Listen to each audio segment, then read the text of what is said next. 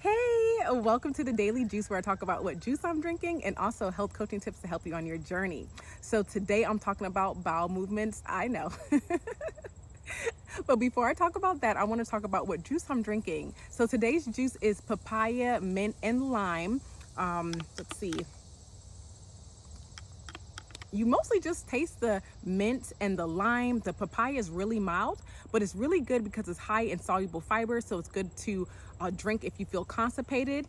It's also really good if you want to digest your food better, if you're eating a lot of heavy meats or protein, because of the enzyme called papain. The enzyme in papaya really helps to break down those proteins. Okay, so if you want the recipe for that, it's down below. All right, bowel movements. I know it's a sticky topic. No pun intended, kind of. But yeah, it's a sticky topic. But we need to talk about it because colon cancer cases are on the rise, especially in young adults. So this is a pretty serious topic. Bowel movements, a lot of people say, hey, once or twice a week should be good. But honestly, that doesn't sound pretty good to me. You want to make sure that you're at least moving your bowels at least once to 2 times a day. A lot of other holistic practitioners even say 3 to 4 times a day. So that's the amount of frequency that you should be moving your bowels.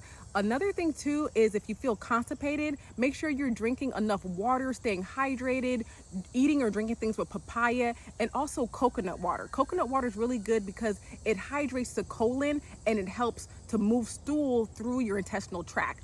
Another thing is be mindful of your stress. A lot of people are super stressed out. When you're stressed out, it can shut down that gut and brain connection, which helps you stay regular.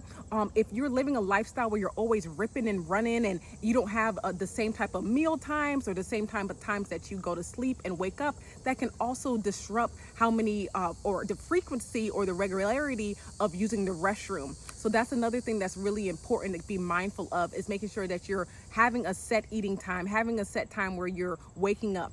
Another thing too is making sure that you're doing enough fermented foods or probiotics. These really help with the gut flora as well. A lot of the ultra processed foods that we're eating right now is stripped from good bacteria. It's stripped from water, and it's just high in a lot of sodium. So if you're eating foods that have a lot of processed or ultra processed foods, they're more than likely high in sodium.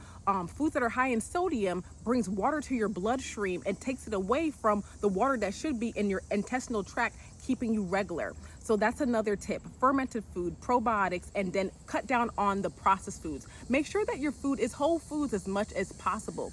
Okay, so those are my tips today with the Daily Juice. If you want this recipe, please look